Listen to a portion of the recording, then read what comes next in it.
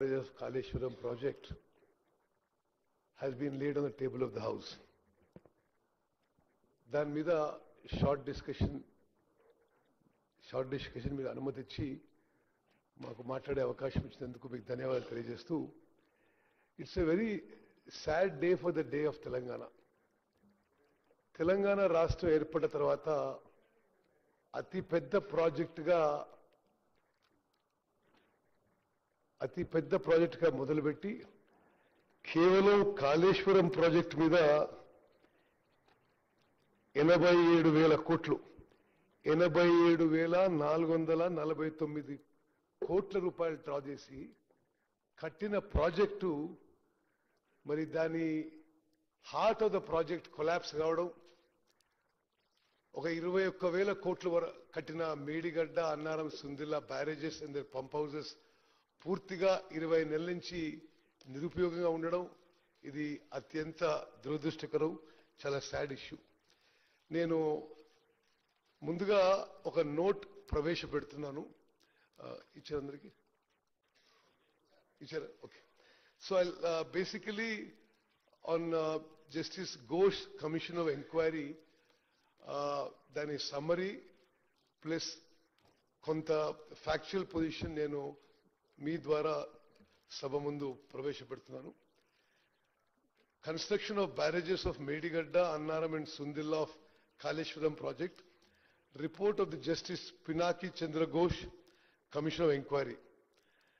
Telangana state was formed by the Congress party to fulfill the aspirations of the Telangana public. Even before, during its 10-year rule from 2004 to 14, the then Congress government initiated and took forward many irrigation projects in Telangana. These projects included the Dr. B.R. Ambedkar Pranahita Chevella Sujala Sevanti scheme, the Mahatma Jyotiba Phule Dumugudam Tail Pond scheme, Jawaharlal Nehru Nattampadu lift irrigation scheme, Rajiv Bhima lift irrigation scheme, Kalvakurti lift irrigation scheme, and the J. Chokkarao Devadula lift irrigation scheme. As far back as 2006, the Congress government under then Prime Minister Manmohan Singh announced a special package for the erstwhile state of Andhra Pradesh, Karnataka and Maharashtra.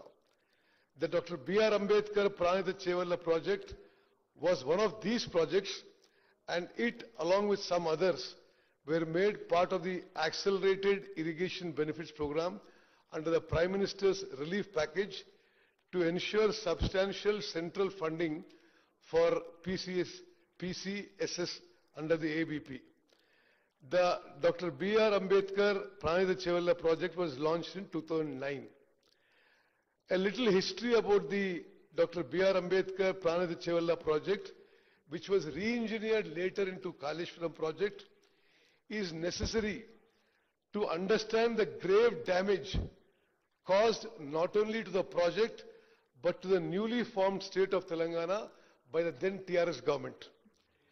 Interstate agreements existed between then Andhra Pradesh and Maharashtra, with the both states agreeing to have one or more barrages across the Pranahita river at suitable sites so that they may provide irrigation facilities in their areas. The joint projects for such barrages are to be taken up after reaching separate agreement for them, either for the benefit of both the states or one state.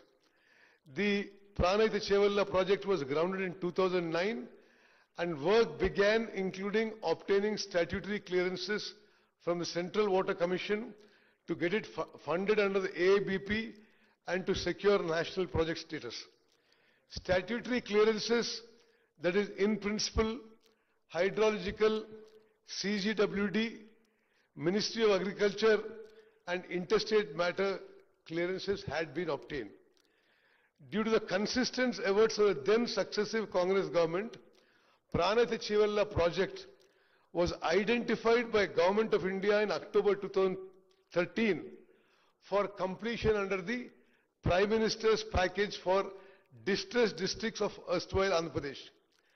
An agreement between the then Chief Minister of Andhra Pradesh, Shri Kiran Kumar Reddy, and then CM of Maharashtra, Shri Prithviraj Chavan, in May 2012 entrusted the task of finalizing the barrage parameters to form a joint committee, that is interstate board. The committee met twice before the state's bifurcation. Then Andhra Pradesh was insisting on a barrage level of 152 meters, while Maharashtra insisted on 148 meters to reduce submergence in their territory.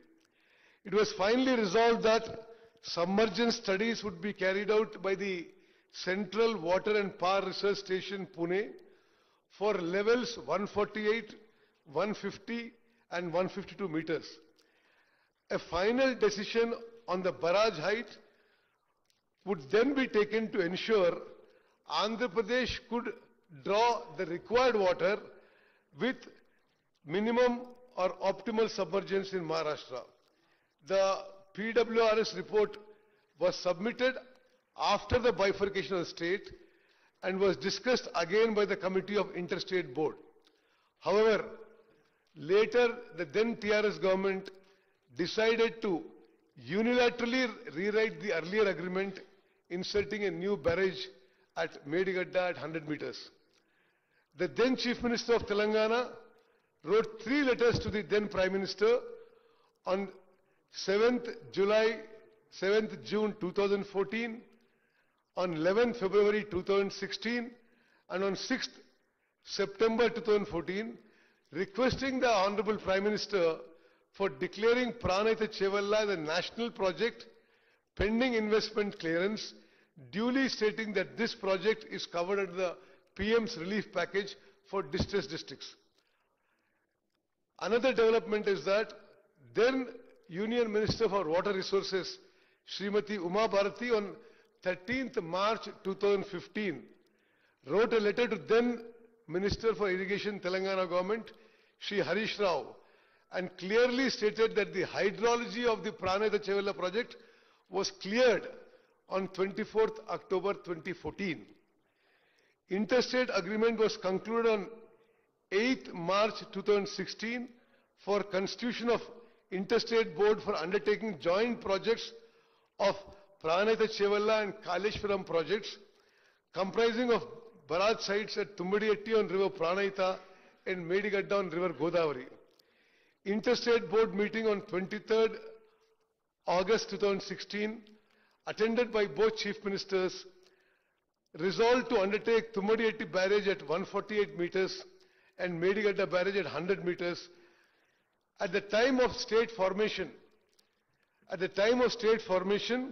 the expenditure incurred on the Pranayita Chevalla project was 6,157 crores, and after the formation of the state, another 5,523 crores was expended.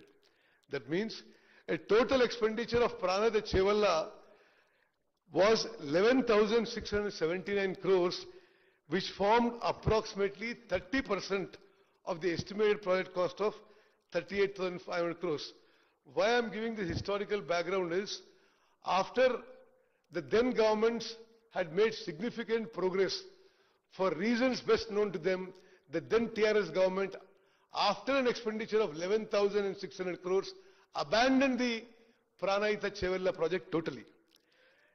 Their government constituted a committee of retired engineers dated 21st Jan 2015 with retired engineers whom the then Chief Minister described in the floor of the House that they are very respected and distinguished irrigation experts. The committee report at page number 4 mentioned that the Honorable Chief Minister desired to study an alternative location on Godavari River near Medigadda in Karimnagar district up to Mid-Maner. Further, the committee report mentioned that Honorable Chief Minister has ordered the Irrigation Department to explore the possibilities of constructing barrage on Godavari River near Medigadda. This committee set up by their government, final recommendation lo emandante, the proposal of construction of barrage on Godavari River near Medigadda and lifting 160 TMC of water to Mid-Maner reservoir is not desirable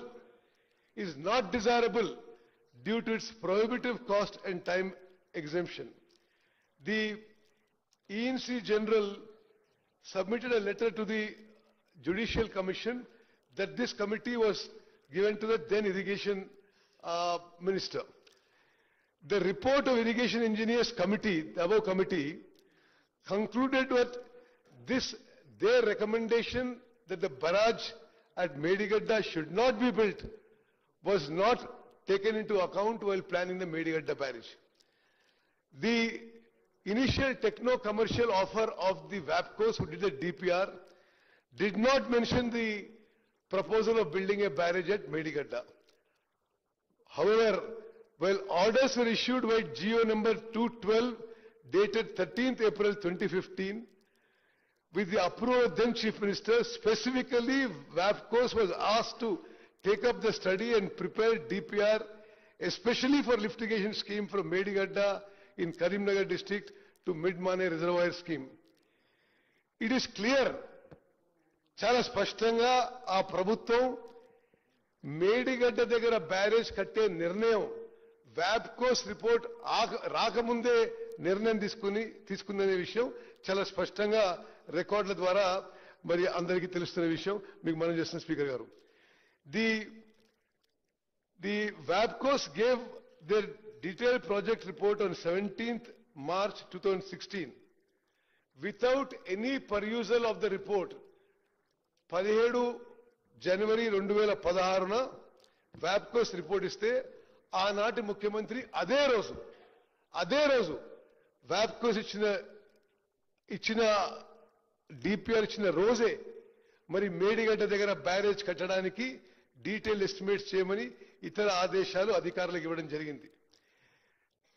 There was no examination technically or scrutiny or vetting by Irrigation Department of the WAPCOs DPR before the then Honorable CM gave instructions to go ahead with the DPR and the cost estimate. Accordingly, the then Chief Minister approved GO number 231 dated 1st March 2016 for the Medigadda barrage, and this for a project which started at about 2,600 crores and later went to 4,500 crores did not have the approval of the cabinet. Today, the consequences of this are for all the people of Telangana to see in the collapse of the Medigadda barrage and massive financial burden that has been created in the resources of this new state, severely limiting its efforts to develop and bring prosperity to its citizens. The then government constructed 3 barrages at Medigadda, Annaram and Sundilla with an enormous increase in the project cost.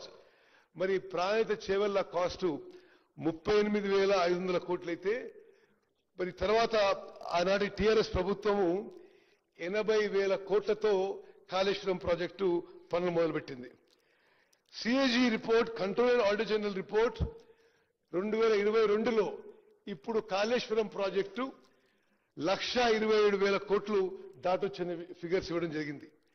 ఆ తర్వాత అంచనాల్లో Kaleshwaram project total cost 1,47,000 కోట్లు అయ్యే సూచనలు స్పష్టంగా అవపడుతుంది. అంటే 38,000 కోట్లతో అయిపోయే ప్రాణహిత చేవెళ్ల ప్రాజెక్ట్ ని అకారణంగా without any rational logical reason the then government, the then chief minister changed the decision and went in for the costly and non-viable Kaleshwaram project, which is now likely to cost the state 1,47,000 crores. ఇప్పుడు జరిగిన సంఘటన గురించి మనం వస్తే 21 October 2023న అంటే ఆనాడు రాష్ట్రంలో TRS ప్రభుత్వం ఉంది. 6 piers of block 7 of Medigadda barrage collapsed. The concerned assistant engineer filed an FIR in Mahadevpur police station on 22nd October.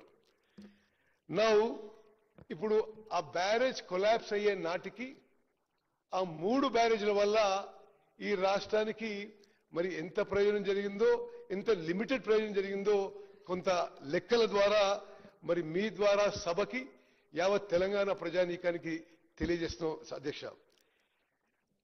Kaleshwaram project కట్టినప్పుడు సంవత్సరానికి 195 టీఎంసీలు లిఫ్ట్ చేస్తామని చెప్పి పదే పదే గత ప్రభుత్వంలో పెద్ద మనుషులు ప్రకటించారు. 195 టీఎంసీ పర్ ఇయర్. వాస్తవం ఎంత లిఫ్ట్ చేసిండ్రు? ప్రాజెక్ట్ ఇనాగ్రేషన్ 2019 నుంచి ప్రాజెక్ట్ కొలాప్స్ అయ్యే 21 అక్టోబర్ 2023 వరకు టోటల్ 5 ఏళ్లలో సంవత్సరానికి 195 టీఎంసీలు లిఫ్ట్ చేస్తామన్న ప్రాజెక్టులో 5 ఏళ్లు కలిపి టోటల్ లిఫ్ట్ చేసింది 162 టీఎంసీలు. 162 టీఎంసీల్లో 32 టీఎంసీలు మళ్ళీ సముద్రంలోకి వదిలిపెట్టారు. So balance left for irrigation was 130 TMC over 5 years. అందులో నార్మల్ లెక్కల ప్రకారం 10% ఎవాపరేషన్ లాస్ ఉంటే net water available in 5 years from Kaleshwaram project was 114 TMC. అధ్యక్ష, these are official figures drawn from the irrigation department records. ఇందులో మళ్ళీ 13 టీఎంసీలు కొండపోచమ్మ సాగరు, మల్లన్న సాగరు, రంగనాయక సాగర్ లో storage గా ఉన్నాయి. అంటే టోటల్ 5 ఏళ్లలో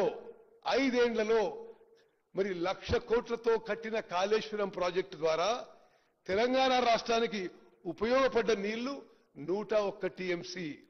అంటే సంవత్సరానికి 20.23 టీఎంసీ. అధ్యక్ష, 38,000 కోట్లతో పూర్తయ్యే ప్రాణహిత చేవెళ్ల ప్రాజెక్ట్ పక్కన పెట్టి 1,47,000 కోట్లతో కాళేశ్వరం ప్రాజెక్టు మొదలుపెట్టి 1,00,000 కోట్లు ఖర్చు పెట్టిన తర్వాత 5 ఏండ్ల ప్రాజెక్ట్ లో 195 టీఎంసీలు పర్ ఇయర్ 34 లక్షల ఎకరాలు వస్తాయన్నారు వీళ్ళు. 34 లక్షల ఎకరాలు వస్తాయని చెప్పారు. 18 లక్షల ఎకరాలు కొత్త ఆయకట్టు, 16 లక్షల ఎకరాలు స్టెబిలైజేషన్ అని చెప్పడం జరిగింది. వాస్తవంగా 5 ఏళ్ల పాటు వచ్చిన నీళ్లు 101 టీఎంసీ. అంటే సంవత్సరానికి 20.2 టీఎంసీలు. అంటే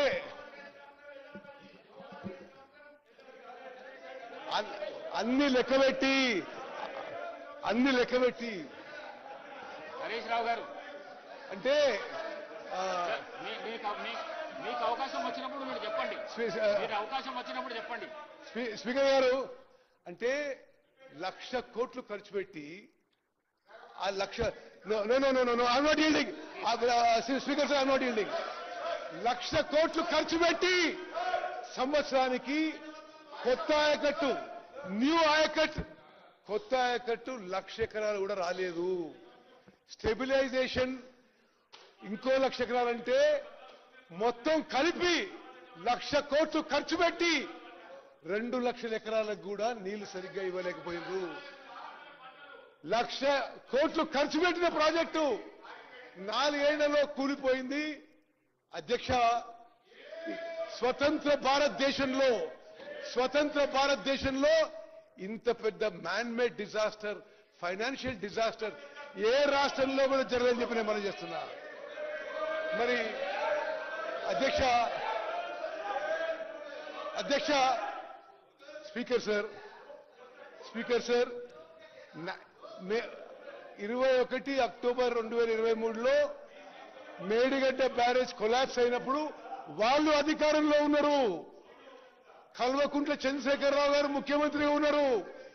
బ్యారేజ్ కొలాప్స్ అయిన రోజు 21 అక్టోబర్ 2023లో NDSA, national dam safety authority వాళ్ళు వచ్చి ఇన్స్పెక్ట్ చేశారు. నేషనల్ డ్యామ్ సేఫ్టీ అథారిటీ అంటే అడ్డగోలు మాట్లాడుతున్నారు మా మిత్రులు across this one. National dam safety authority is created by an act of parliament. ఆ చట్టం పార్లమెంట్ లో వచ్చినప్పుడు మద్దతు తెలిపింది టీఆర్ఎస్ పార్టీ. వాళ్ళే మద్దతు తెలిపిండ్రు. ఆ చట్టం ప్రకారము national dam safety authority create చేయబడ్డది. భారతదేశంలో డ్యామ్లు అండ్ బ్యారేజెస్ మీద అత్యంత నాలెడ్జ్, స్కిల్, అనుభవం వాళ్ళు ఈ national dam safety authority members. వాళ్ళు national dam safety authority inspected the Medigadda barrage on 24th October 23. ఆ రోజు ప్రభుత్వం ఎవరిది అధ్యక్ష? TRS party. మరి దీనికి వాళ్ళు పాయింట్అవుట్ చేసింది ఏంటంటే ఈ Medigadda barrage and other components of Kaleshwaram project 2019లో ఇనాగ్రేషన్ తో మొదలుపెట్టిన ఇనాగ్రేషన్ మొదలైన కొన్ని రోజులకే project developed serious problems. Piping అంటే బ్యారేజ్ ఇటు నుంచి కింది నుంచి అటు వరకు అటు మరి నీళ్లు ఉసుకపోతూ బ్యారేజ్ ఫౌండేషన్ వీక్ అయిపోయింది. 2019 నుంచే వాళ్ళ అధికారులు రాసిన రికార్డు ప్రకారమే all the 3 barrages were showing serious problems. ఇంకో విషయం అధ్యక్ష, అసలు డ్యామ్ కి బ్యారేజ్ కి తేడా లేకుండా బ్యారేజ్ కట్టి డ్యామ్ లాగా ఉపయోగించుకునేందుకే ఈ యొక్క మేడిగడ్డ బ్యారేజ్ కొలాప్స్ అయిందని చెప్పి ఎన్డీఎస్ఏ రిపోర్ట్లో ఉంది. ప్రపంచవ్యాప్తంగా barrages are meant to store less water, 2 to 3 TMC at the most. Dowleswaram లాంటి ప్రాజెక్టులలో కూడా 2-3 TMCలు స్టోర్ చేస్తాం. మరి ఈ మేడిగడ్డ బ్యారేజ్లో ఈ బ్యారేజ్లలో మరి ఫుల్ కెపాసిటీకి స్టోర్ చేసి అధికారులు హెచ్చరించిన ఆన్ రికార్డ్ ఇది ఇంత స్టోరేజ్ చేయకూడదు, నీళ్లు తగ్గియాలే, రిపేర్ చేయాలని చెప్పిన ఆనాటి ప్రభుత్వంలో పెద్ద మనుషులు దాన్ని లెక్క చేయలేదు. దాని పర్యావసనమే మేడిగడ్డ బ్యారేజ్ కూలిపోయిందని చెప్పి లిఖిత పూర్వకంగా మీ ప్రభుత్వంలో మీ అధికారులే తెలియజేసినారు.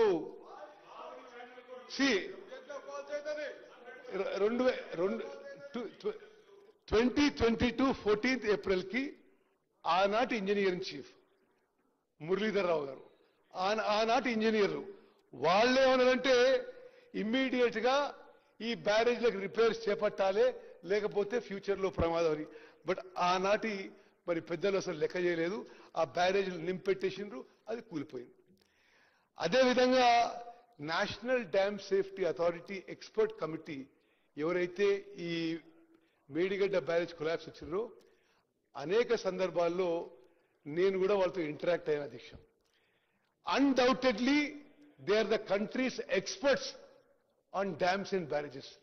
మరి వాళ్ళు మాజీ సెంట్రల్ వాటర్ కమిషన్ చైర్మనే కాదు, ఐఐటి ప్రొఫెసర్లు, సాయిల్ రీసెర్చ్ లో, మెటీరియల్ రీసెర్చ్ లో మరి నైపుణ్యం ఉన్నవాళ్ళు, నాలెడ్జ్ ఉన్నవాళ్ళు, టెక్నికల్ నో ఉన్నవాళ్ళు ఈ కమిటీ మెంబర్స్.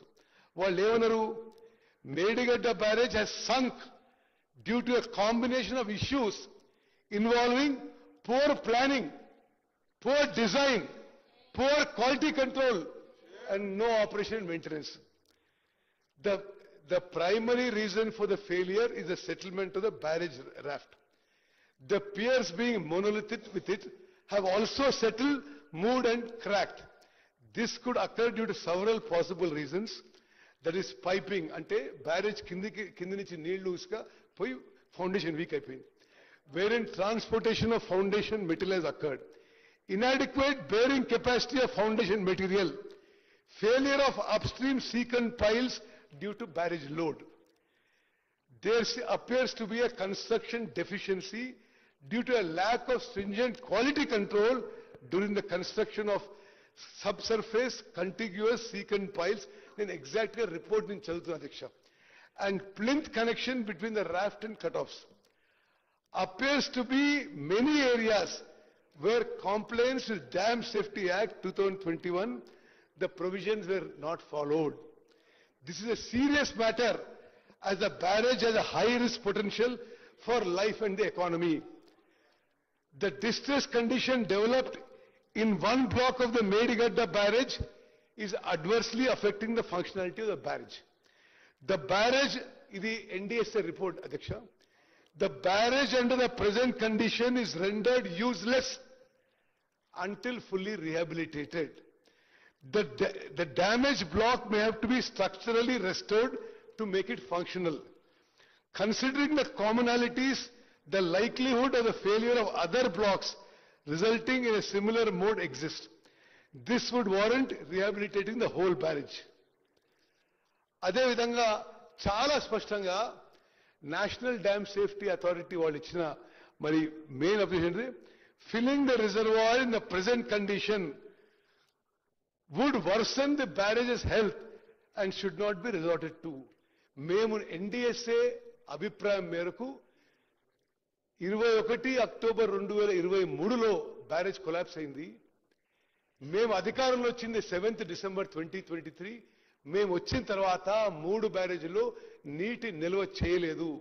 చెయ్యకపోయినా అధ్యక్ష, దయచేసి సభ్యులందరూ గమనించాలి, వాళ్ళు మాట్లాడితే కాళేశ్వరం నీళ్లను మేము మేడిగడ్డ అన్నారం సుందిల్లా చుక్క నీళ్లు నిల్వ చేయకున్నా, కాళేశ్వరం నీళ్లు ఉపయోగించకున్నా, highest ever kharif crop was last kharif. Record స్థాయిలో పంట పండింది, రికార్డు స్థాయిలో మరి వ్యవసాయం కింద ఎక్కడి వచ్చింది. బికాస్ అంతకు ముందు మీరు అబద్ధాలు చెప్పారు కాబట్టే ఇది. అధ్యక్ష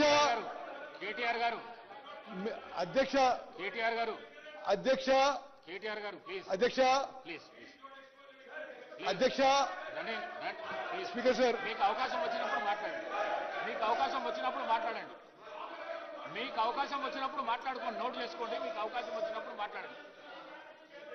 నోట్ చేసుకోండి. మీకు అవకాశం వచ్చినప్పుడు మాట్లాడండి. మంత్రి గారు మాట్లాడండి.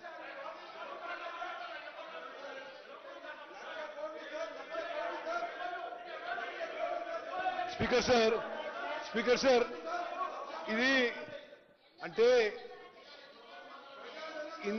అసలు ఇంత సీరియస్ ఇష్యూ వాళ్ళ రెస్పాన్స్ చూసి అసలు రాష్ట్రంలో అందరు ప్రజలు కూడా గమనిస్తారు. మీ వల్ల మీ హయాంలో ప్రాజెక్ట్ కట్టిండ్రు, మీరు డిజైన్ చేసిండ్రు, మీ కన్స్ట్రక్షన్ చేసిండ్రు, మీ హయాంలో ప్రాజెక్ట్ కూలిపోయింది. అసలు ప్రాజెక్ట్ మాకు తెలియదంటే అవును, వాళ్ళ హయాంలోనే ప్రాజెక్ట్ కట్టడం జరిగింది, వాళ్ళ హయాంలోనే కూలిపోయింది. ప్రాజెక్ట్ కూలిపోయిన ఆ తర్వాత ఖరీఫ్ పంటలో, యాసంగి పంటలో రికార్డు స్థాయిలో తెలంగాణ రాష్ట్రంలో highest ever agriculture acreage, highest ever paddy production. భారత ప్రభుత్వం నుంచి తెలంగాణ రాష్ట్రం భారతదేశంలో నెంబర్ 1 ప్యాడీ ప్రొడ్యూసింగ్ స్టేట్ అని ఆఫ్టర్ మేడిగడ్డ బ్యారేజ్ కొలాప్స్ అయిన తర్వాత అని చెప్పి నేను మనం చేస్తున్నాను. అదేవిధంగా అధ్యక్ష సార్, మీరు మాట్లాడుతున్నాను ఆయనకు vigilance commissioner regarding Medigadi inquiry noted that Vigilance Commissioner noted that there is no IS code, Indian Standard Code existing for secant pile cutoff. There are IS codes for Z-type sheet piles, RC diaphragm cutoffs for structures originally proposed in DPR. DPR లో ఒక foundation propose చేస్తే వీళ్ళు కట్టింది వేరే foundation తోని. Okay, during course of execution of works, if any new item of works are required, ఇది Vigilance Commissioner report. During course of execution of works, if any new item of works are required, they shall be awarded to the work executing contractor, duly checking the contractor's competence in execution of such similar works.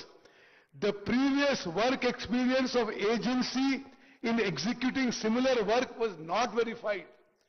Vigilance and Enforcement has submitted this to the Commission of Inquiry. ఈ నిర్ణయం ఎట్లా జరిగింది?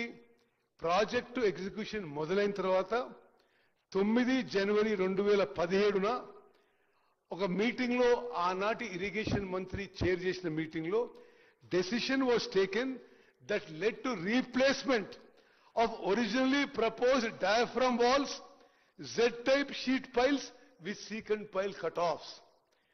మరి మా ప్రభుత్వం వచ్చిన తర్వాత ఇంత పెద్ద నష్టం జరిగిన తర్వాత 1,00,000 కోట్లు ఖర్చు పెట్టి ప్రాజెక్టు నిరుపయోగంగా ఉంది. 21,000 కోట్లు అయితే స్ట్రేట్ అవే నష్టం. ఏది మేడిగడ్డ, అన్నారం, సుందిల్లా బ్యారేజ్లు ఆ కట్టడానికైనా ఖర్చు ప్లస్ వాటి పంప్ హౌసెస్కి 21,000 కోట్లు అయింది. అది పూర్తిగా మరి అసలు ఉపయోగంలో లేదు. ఇప్పుడు మా ప్రభుత్వం వచ్చిన తర్వాత పూర్తిగా ఈ విషయాన్ని పారదర్శకంగా మరి ఒక ప్రజాస్వామ్య పద్ధతిలో నిజం తెలుసుకోవాలనే ఉద్దేశంతో మా ప్రభుత్వం justice Shri Pinaki Chandra Ghose, former judge of West Bengal high court, former Chief Justice of Andhra Pradesh High Court, former Judge of the Supreme Court, first Lokpal of India, one of the most distinguished judges of India. We appointed him, we requested him as a commission of inquiry to conduct judicial inquiry on certain allegations of irregularities and embezzlement of public funds by corrupt practices in constructing the barrages of Medigadda, Annaram and Sundilla of Kaleshwaram project. This GO was issued by us in March 2024. The terms of reference given to the judge were to inquire into the negligence, irregularities and lacuna in planning, designing and construction of Medigadda, Annaram and Sundilla barrages. To inquire into the manner of award and execution of contract, including but not limited to deviations in the contract and following a strict financial discipline in the execution of such contract. To inquire into the negligence and lacuna in operation and maintenance of 3 barrages by the agencies concerned and the department, thereby leading to major damage to the structure. To inquire into the quality control and monitoring aspects, negligence and other malpractices by the agencies to contractors and department. To inquire, identify and fix up responsibility for any authority or political or executive official who extended undue favors to the agencies through contractors in terms of allowing unjustified extension of time, wrong completion of work certificate, premature releasing of bank guarantee and such other matter. The commission shall fix responsibilities for the lapses identified by during its inquiry into the above matters and financial implications on the lapses identified. Adhyaksha, this judicial commission headed by a Supreme Court judge, వాళ్ళు చాలా పారదర్శకంగా following the due judicial process, they have gone about doing this inquiry. వాళ్ళు both state and national papers లో కంటిన్యూస్గా advertisement ఇచ్చిండు. ఈ project గురించి ఈ విషయం మేము ఎంక్వైరీ చేస్తున్నాం, మీకేమైనా చెప్పదలుచుకుంటే ఎవరైనా సరే ఈ ప్రాజెక్ట్ గురించి ఏమైనా వచ్చి మాకు స్టేట్మెంట్ ఇవ్వండి అని చాలా పారదర్శకంగా వాళ్ళు the went forward. The commission also visited the Medigadda barrage, Annaram barrage and Sundilla barrage. Pursuant to such public notice, affidavits have been filed by nearly 110 members, including general public, NGOs and officials. Total number of people examined was 119, including the then Chief Minister Shri K. Chandrasekhar Rao Garu, then Irrigation Minister Shri T. Harish Rao Garu, then Finance Minister Shri E. T. Rajendra Garu. After giving everybody a fair chance, giving a fair inquiry, a transparent inquiry, the Commission of Inquiry submitted report on 31st July to the government. Our government, on receiving the report, immediately formed a committee of 3 senior IAS officers to study the Commission's report and submit a summary to the Cabinet. The matter was placed before the Cabinet on 4th August 25. The Cabinet has resolved, దయచేసి ఈ సభలో ఉన్న సభ్యులందరూ గమనించాలి, రాష్ట్ర ప్రజలు గమనించాలి. అసలు మేము ఏ మాత్రం కక్ష సాధింపు ధోరణితో పోలేదు. ఒక పారదర్శకంగా నిజం తెలవాలని ధోరణితో ముందుకు పోయినాము. జరిగిన తప్పులు, జరిగిన నష్టం గురించి నిజం తెలవాలి అనే ఉద్దేశంతో మా ప్రభుత్వం ముందుకు పోయింది. క్యాబినెట్లో కూడా ఈ కమిషన్ రిపోర్ట్లో వెంటనే చర్యలపై ఏమీ మాట్లాడకుండా మరి క్యాబినెట్లో డిస్కషన్ చేసి ఆ తర్వాత ఇది శాసనసభలో ఈ కమిషన్ రిపోర్ట్ పెట్టి శాసనసభలో అందరి మరి అభిప్రాయం విని we will take the next course of action, next way forward అని చెప్పి స్పష్టంగా తెలియజేయడం జరిగింది. ఒక supreme court judge led commission of ఎంక్వైరీకి ప్రతిపక్షంలో ఉన్న పెద్ద మనుషులు చేసిన తప్పు సరిపోయినట్టుగా ఒక సుప్రీంకోర్టు జడ్జ్ లెడ్ ఆ కమిషన్ ఎంక్వైరీని కాంగ్రెస్ కమిషన్ అంటారండి. మీరు ఏమేం మాట్లాడతారండి? మీరు మీ వల్ల ఈ రాష్ట్రానికి శాశ్వతంగా నష్టం జరిగింది. మీ వల్ల రాష్ట్రానికి శాశ్వతంగా నష్టం జరిగింది. మరి the cabinet, the speaker sir, the cabinet resolve అంటే ఏమాత్రం కక్ష సాధింపు అనే ధోరణి లేకుండా ఒక డెమోక్రటిక్ వేగా, ఒక పారదర్శకంగా, ఒక fair and neutral Vega cabinet చేసిన తీర్మానం ఏంటంటే resolve to accept the report of the Commission of Inquiry, further resolve to place the same before Assembly for discussion.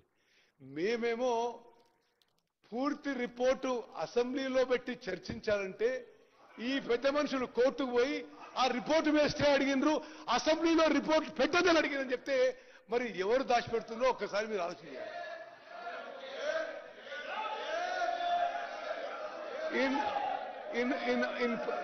No, Speaker sir, let me finish. No, 1 minute.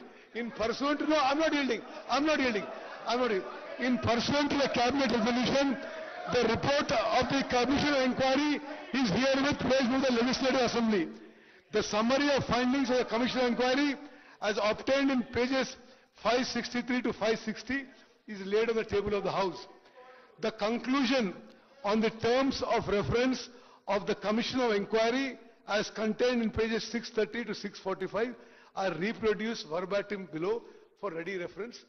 And Adhyaksha, full report మేము చాలా పారదర్శకంగా అందరికీ ఇచ్చేయడం జరిగింది. మరి ఇందులో ఆ commission రిపోర్ట్లో కొన్ని మెయిన్ ఇష్యూస్ నేను చదివి వినిపిస్తా. This Supreme Court judge-led Commission of Inquiry has said as a summary, అంటే మేము ఏమాత్రం కక్ష సాధింపు ధోరణి లేదు, ఒక పద్ధతి ప్రకారం, ఒక ప్రొసీజర్ ప్రకారం, ఒక డెమోక్రటిక్ గా, ఒక ప్రజల ముందుకు వచ్చే విషయం ఈ కమిషన్ ఆఫ్ ఎంక్వైరీ ఏ విధంగా మరి ఫంక్షన్ అయిందో, ఏ విధంగా అందరికీ అవకాశం ఇచ్చిందో తెలంగాణ ప్రజలందరూ గమనిస్తారు.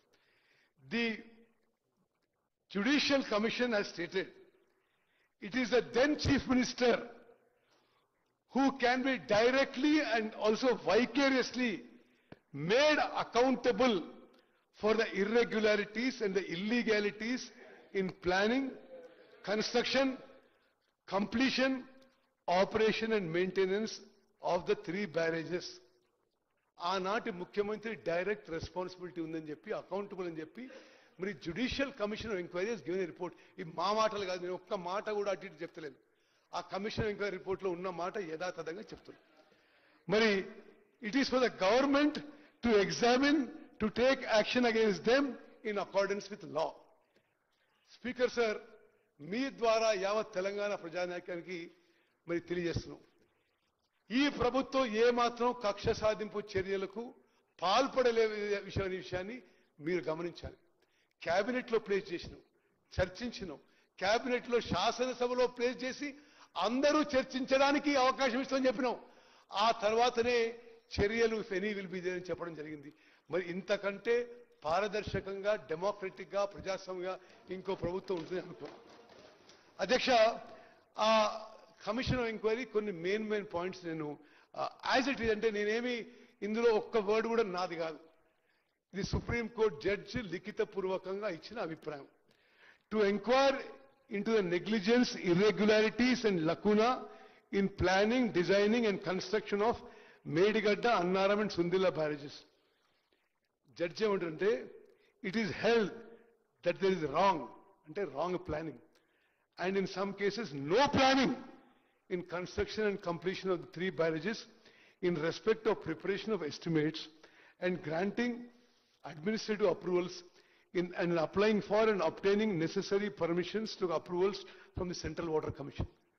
Speaker sir, మీ ద్వారా యావత్ తెలంగాణ రాష్ట్రానికి తెలియజేసుకున్నాం.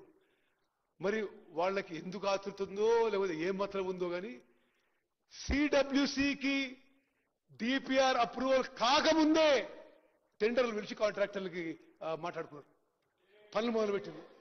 Without any approval from contractor, any approval from CWC, the contracts are awarded. ఈ దేశంలో, ఈ ప్రపంచంలో ఎక్కడ ఇట్లా జరిగి ఉండదు. అదేవిధంగా ది ఎక్స్పర్ట్ కమిటీ వారే నియమించిన ఎక్స్పర్ట్ కమిటీ ఎవరి గురించి అయితే మాజీ ముఖ్యమంత్రి కేసీఆర్ గారు శాసనసభలో చాలా గొప్ప మేధావులని నైపుణ్యం ఉన్న వాళ్ళని అనుభవం వాళ్ళని నేను కమిటీ పెట్టి వాళ్ళ ఒపీనియన్ ప్రకారం పోతున్నాడు ఆ కమిటీ కూడా మేడిగడ్డ దగ్గర బ్యారేజ్ కట్టొద్దు అని స్పష్టంగా ఇచ్చిండ్రు. దెన్ వీళ్ళు ఏమన్నారు, ది తుమ్మిడేటి దగ్గర నీళ్ళు లేవు అందుకోసమే మేడిగడ్డ దగ్గర కడుతున్నాం అని చెప్పినారు. ఆ రోజు కానీ తర్వాత కానీ జ్యుడిషియల్ కమిషన్ అన్ని రికార్డ్స్ పరిశీలించి the alleged non-availability of water at Tummidihatti is not correct and not the genuine reason for construction of barrage of Medigadda. అంటే తుమ్మడిగట్టి దగ్గర మీరు నీళ్ళు లేవని మేడిగడ్డకి షిఫ్ట్ చేసిండ్రు. మీరు చెప్పిన కారణాలు కరెక్ట్ కాదు, తుమ్మడిగట్టి దగ్గర కూడా నీళ్లు ఉన్నాయి, మీరు అబద్ధాలు చెప్పిందని చెప్పి జ్యుడిషియల్ కమిషన్ లిఖితపూర్వకంగా పేర్కొన్నది. మరి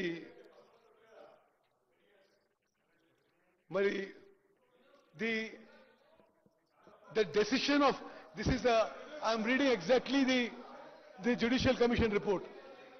The decision of construction of barrage at Medigadda and also at Annaram and Sundilla is solely of the then Chief Minister in the Judicial Commission Vakya.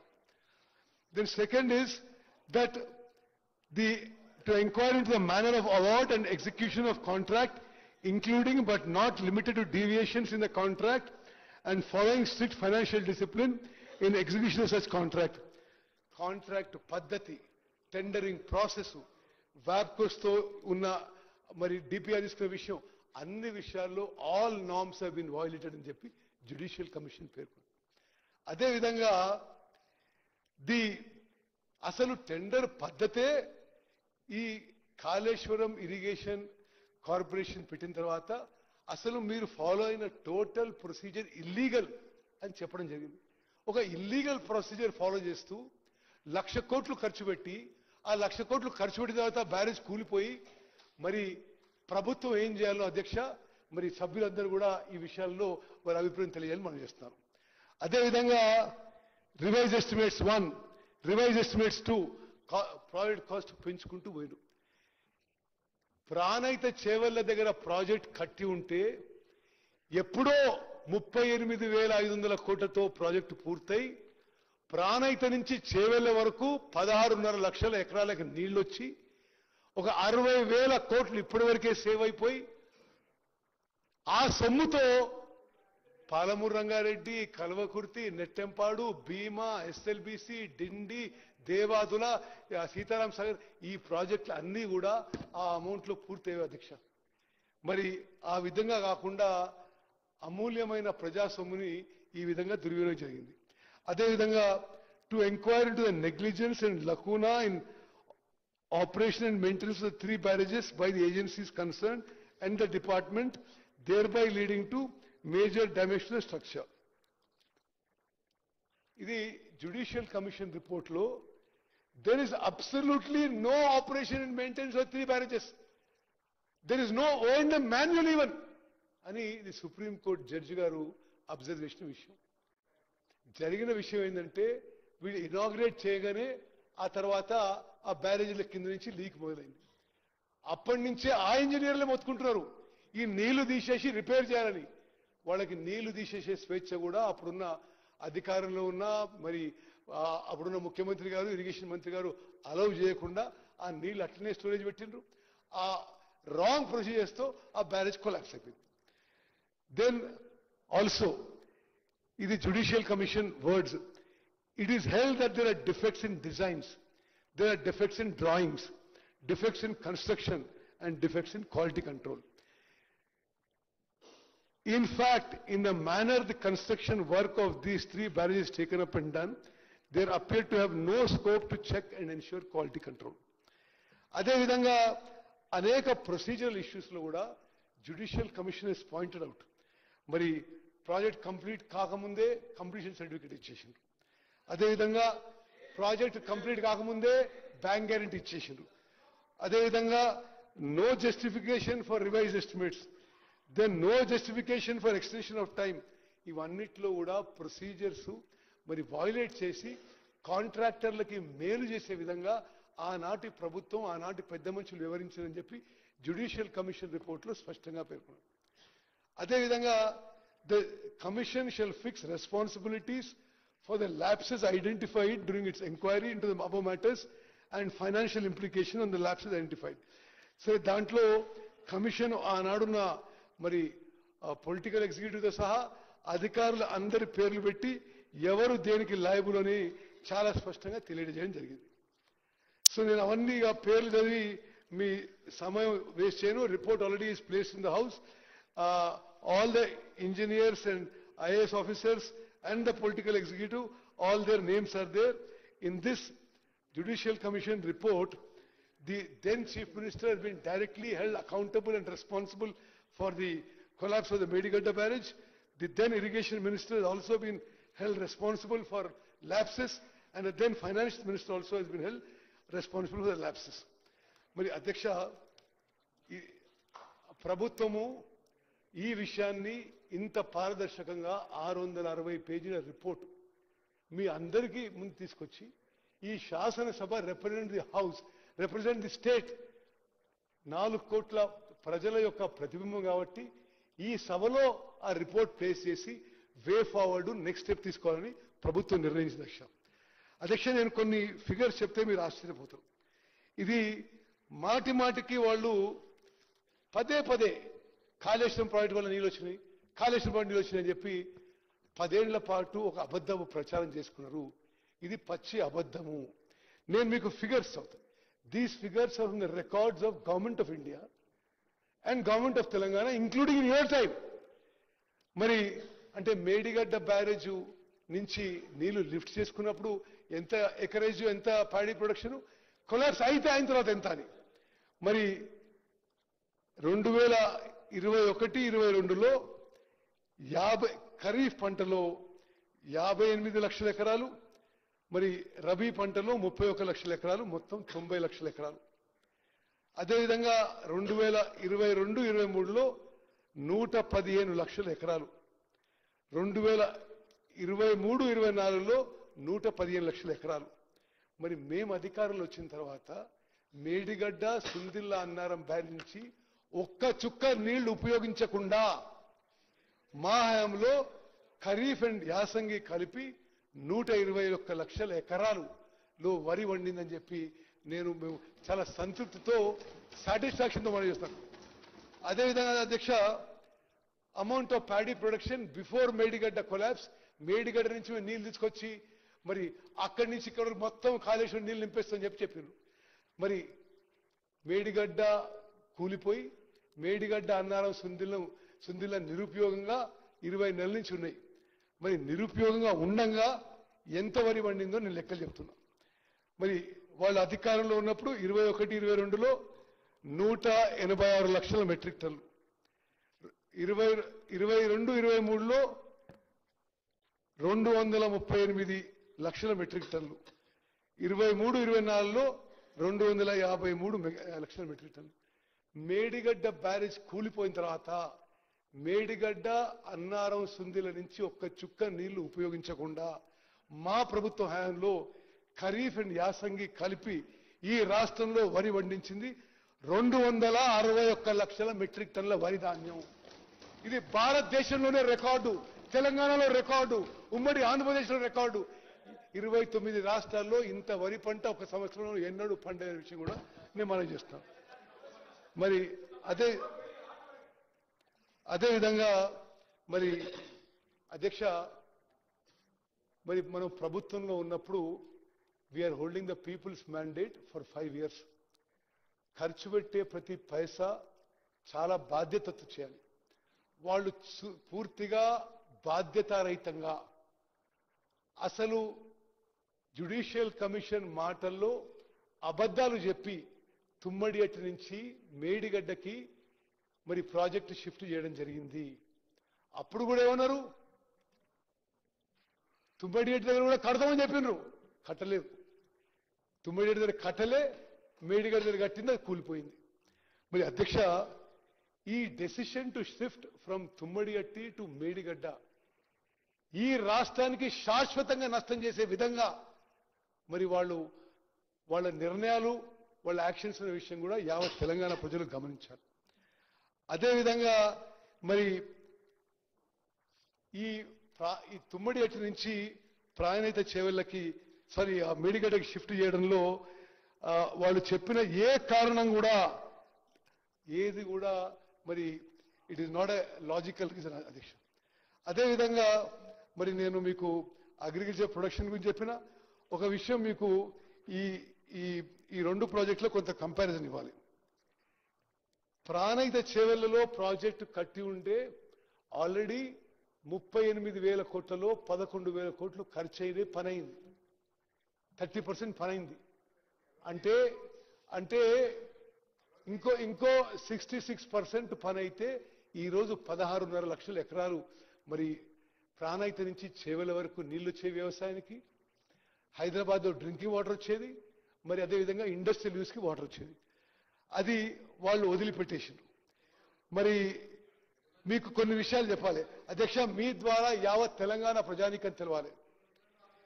Pranahita చేవెళ్లలో ప్రాజెక్టులో 70 కిలోమీటర్లు గ్రావిటీతో వచ్చిన తర్వాత కేవలం 19 మీటర్ల లిఫ్ట్ ఉన్నది.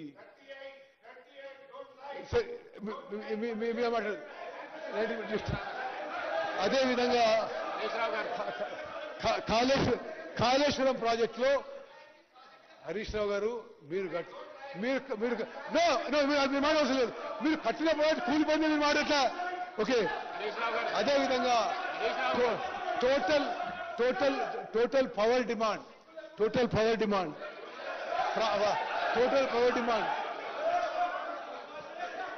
అధ్యక్ష సాధారణంగా ఎవరైనా తప్పు చేస్తే దానికి సిగ్గుపడతారు.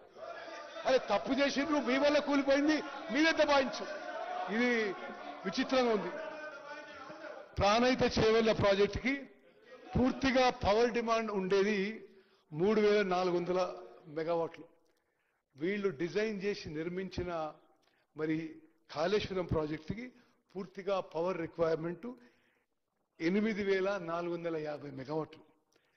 అదేవిధంగా మరి ఆ ప్రాజెక్టు ఎంత ఖర్చు అవుతుందో మీకు చెప్పిన 38,000 కోట్లతో పూర్తయ్యే ప్రాజెక్టుకి ఇప్పుడు 1,47,000 కోట్లు తీసుకొచ్చింది. అదేవిధంగా మరి వాళ్ళ హయాంలో అంటే ఆ కాళేశ్వరం ప్రాజెక్టు నడపడానికి ఎంత కాస్ట్లీ ఉంటుందంటే మీకు చెప్తున్నా, అసలు ఆగిపోయింది. ఇప్పుడు ఆగిపోయిన ప్రాజెక్టులో కూడా ఇప్పుడున్న పవర్ డ్యూస్ అంటే నడిపించిన పంపులకి పవర్ డ్యూస్ కాళేశ్వరం ప్రాజెక్టుకి ఇప్పుడు ఇరిగేషన్ శాఖ కాళేశ్వరం ప్రాజెక్టులో నీళ్లు లిఫ్ట్ చేసినందుకు ఇరిగేషన్ శాఖ ఎలక్ట్రిసిటీ శాఖకి కట్టాల్సిన అమౌంట్ 9,735 కోట్లు. మరి ఇది విషయం అయితే అధ్యక్ష, మరి ఆ తర్వాత ఇప్పుడు సభ్యులు మాట్లాడిన తర్వాత నేను వాళ్ళకి సమాధానం చెప్పడానికి రెడీగా ఉన్నా. ఈ విషయంలో ఈ రాష్ట్ర చరిత్రలోనే ఇది అత్యంత దురదృష్టమైన సంఘటన. స్వతంత్ర భారతదేశంలో ఇటువంటి మ్యాన్ మేడ్ యాక్సిడెంట్, ఇటువంటి ఫైనాన్షియల్ డిజాస్టర్, ఇటువంటి కెటాస్ట్రఫీ ఏ రాష్ట్రంలో జరగలేదని చెప్పి విషయం మనం చేస్తూ మరి జస్టిస్ ఘోష్ కమిషన్ ఆఫ్ ఎంక్వైరీపై మరి చాలా స్పష్టంగా అందరికీ కూడా మేము ఆ ఫుల్ రిపోర్ట్ కూడా ఇవ్వడం జరిగింది. మరి మీ అభిప్రాయాలు అన్ని విన్న తర్వాత ముఖ్యమంత్రి గారు మరి ముందస్తు కార్యాచరణ యాక్షన్ ప్లాన్ కూడా ప్రకటిస్తారని చెప్పి నేను మనం చేస్తాను. ధన్యవాదాలు.